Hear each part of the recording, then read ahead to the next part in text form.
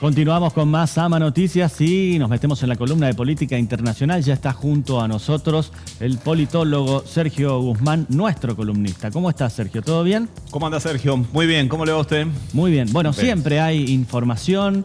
Yo me preguntaba hoy si quizás los otros países de la región tienen la misma visión que hay en Argentina para con Venezuela, ¿no? Sí. Y estas elecciones y todo lo que está sucediendo y las denuncias de fraude y la proclamación, por otra parte, de Maduro como presidente.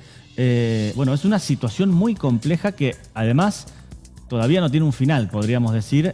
No, para nada. Por todo lo que está sucediendo minuto a minuto. Sí, porque en realidad con el resto de los países y las posiciones que tienen, hay algunos países que sí han adoptado su cuerpo diplomático, su cancillería, posiciones profesionales, posiciones serias. El caso de Brasil, el caso de México, por ejemplo, que han tomado... El mismísimo Estados Unidos, que todavía no se pronuncia, salvo una publicación de la vicepresidenta Kamala Harris o Anthony Blinken, pero el resto de los países han tomado con muchísima cautela cómo se debe proceder al respecto. Hasta que no se emitan o hasta que no se hagan públicas las actas del escrutinio correspondiente, no se puede emitir un juicio válido y de reconocimiento hacia la proclama de un ganador. Creo que hay responsabilidades de ambos bandos. Bien. Por un lado, la oposición. ¿Ves ambos bandos acá? Sí, sí, claro. Sí, no, los dos actores involucrados en un acto electoral de esta magnitud no pueden estar abiertamente diciendo hay fraude, denunciando. Eso se puede decir en una conversación privada, en una charla de café y demás, pero que uno de los involucrados directos denuncie abiertamente que existe una posibilidad de fraude, se debe sustentar eso con pruebas fehacientes y se debe denunciar en los canales correspondientes. Por otro lado, si es que hubo un hackeo internacional, informático, alterar los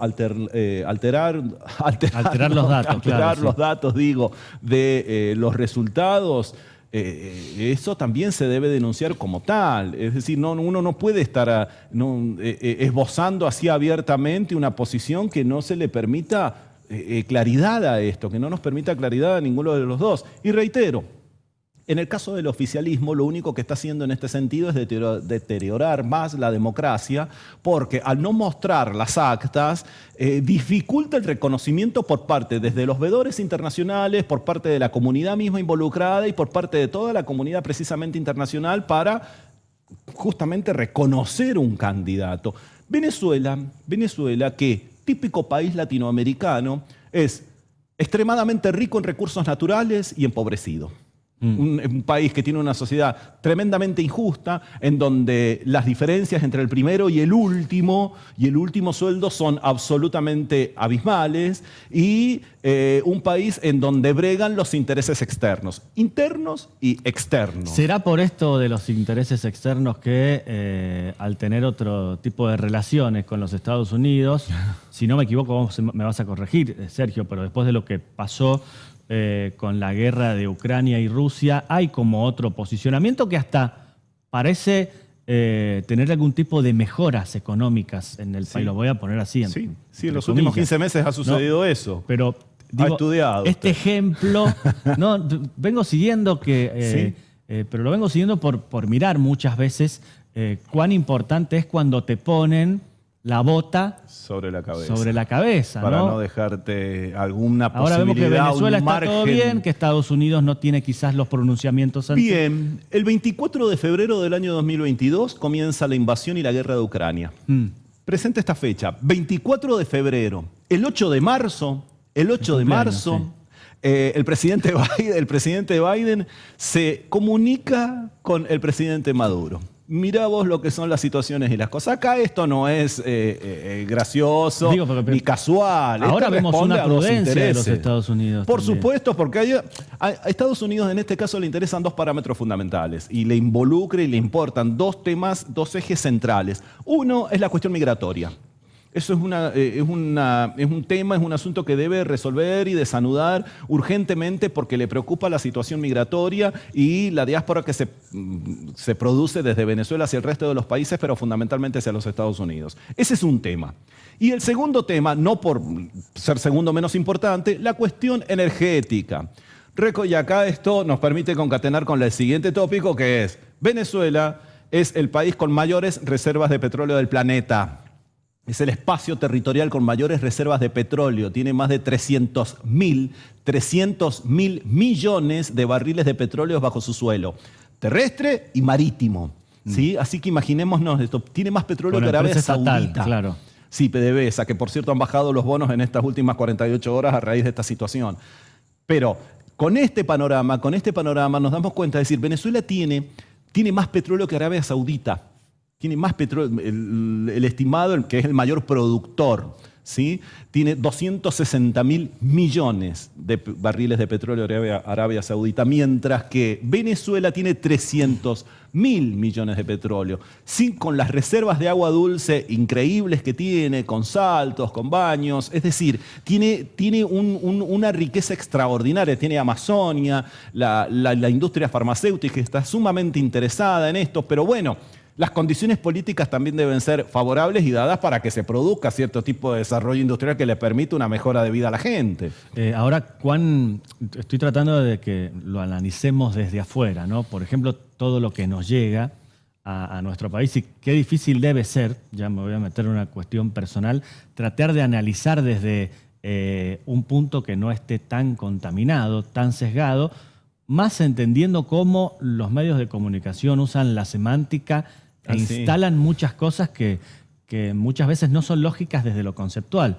Digo, hablamos de dictadura, de algunas cosas que no son reales. Totalmente. Que no quitan que puedas discutir o hablar de lo otro. Totalmente. Hay algunos berrinches mediáticos, algunos pataleos mediáticos, incluso de cadenas argentinas, de noticias argentinas, que se han preocupado y han llorado más la proclamación de la victoria de Maduro que las mismísimas cadenas norteamericanas. Hay algunos medios porteños que han llorado más que las mismísimas CNN en esto. Es terrible, pero hay que tenerlo presente. Y haces un señalamiento muy interesante, porque hay que tener claro esto. Lo de Venezuela no es una dictadura. Las dictaduras, y esto hay que tenerlo claro, ¿sí? Por más que se esboce y se mezclan categorías, se habla del fascista de Maduro, del comunista de Maduro, categorías y conceptualizaciones absolutamente extremas y como si fuese lo mismo.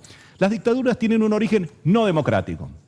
Esto es importante tenerlo presente. Las dictaduras nacen en no democracia y es una alteración del orden institucional que generalmente se lleva a cabo por vía violenta, clausurando el resto de los poderes. A los poderes tradicionales, ejecutivo, legislativo y judicial, en Venezuela se suma el poder ciudadano y el poder electoral. Es decir, hay 5 poderes, ¿sí? Eventualmente, esto es para tenerlo claro, en Venezuela funcionan las instituciones. Damos vuelta a la página. ¿Cómo funcionan las instituciones? Ese es otro tema, ¿sí? Lo que existe en Venezuela, y ya a esta altura sí claramente podemos mencionar, es un gobierno autoritario. El gobierno autoritario es una cosa, el gobierno dictatorial es absolutamente una situación totalmente distinta. ¿Se puede llegar a una dictadura por medios democráticos? Sí, el caso de Alemania en 1933, por ejemplo, ¿sí? Que después clausura el Congreso, lo cierra, literalmente lo quema, ¿sí? Entonces, ante esta situación nosotros hay un sistema judicial, hay un parlamento, hay un poder electoral, hay un poder ciudadano, etc. ¿Cómo funcionan? Que de ahí en más se cercenen opositores, se proscriban disidentes, se acallen periodistas, se persigan. La izquierda no puede participar en las elecciones. Ese es otro tema. Y acá estamos en presencia entonces de un gobierno autoritario. Es diferente de una dictadura. Digo, conocer esto es muy importante y tener claro y disipar estas dudas es muy importante porque incluso el mismísimo Ejecutivo Nacional, haciendo gala de desconocer todas estas categorías, esboza la dictadura de... No es una dictadura desde lo conceptual, ¿sí? Que se entienda por favor esto. Es un gobierno autoritario. Te voy a preguntar ahí para que respondas rapidito. Esa posición de la Argentina, ¿sigue siendo lo mismo que venimos observando en términos de política internacional que, bueno, la verdad que quizás no es la forma que vemos en otros países? No es la forma. Mesura, la prudencia, la diplomacia. Estábamos hablando del caso de Brasil, estábamos hablando del caso de México, estábamos hablando del caso precisamente de los Estados Unidos, Chile, Europa, ya que tanto se reflejan muchos en Europa con la oligarquía del 80, que se reflejan muchos allá. Bueno, pero eso es lo que hay que tener presente. Mira, en política internacional, y esto también hay que decirlo de una vez, la gestión política actual de gobierno no tiene uno que sepa de política internacional. ¿Sí? Esto hay que tenerlo muy en claro. Desde el presidente hacia abajo, los funcionarios políticos, no hay ninguno que conozca de política internacional. Diferente del cuerpo diplomático de carrera, que es permanente del edificio San Martín, es decir, de la Cancillería propiamente dicha. Hay personas estudiadas, dotadas, que entienden el sistema, que entienden cómo funcionan, que saben el uso meticuloso y quirúrgico de las palabras. La semana pasada el vocero presidencial lo ha insultado a otro presidente llamándole imbécil directamente. Cuidado, del otro lado no hay un corderito tampoco. ¿Sí? Pero no es la forma igual. Pero no son las formas, no son las maneras de expresarse, no son, por eso decimos siempre, los términos, las palabras, el vocabulario elegido en alta política, tiene que ser de un diseño prácticamente artesanal.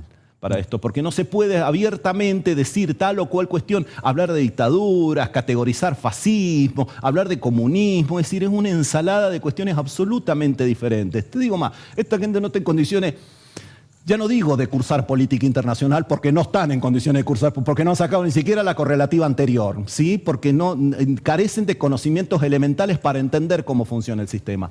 No se deben expresar de ese modo. Lo que está haciendo en este momento el oficialismo es aletargar, atrasar la exposición de las actas que le van a permitir una legitimización efectiva de su propio triunfo. Eso también es una torpeza y hay que mencionarlo también. Sergio, un placer. Muchas gracias. No, por favor, el gusto es mío.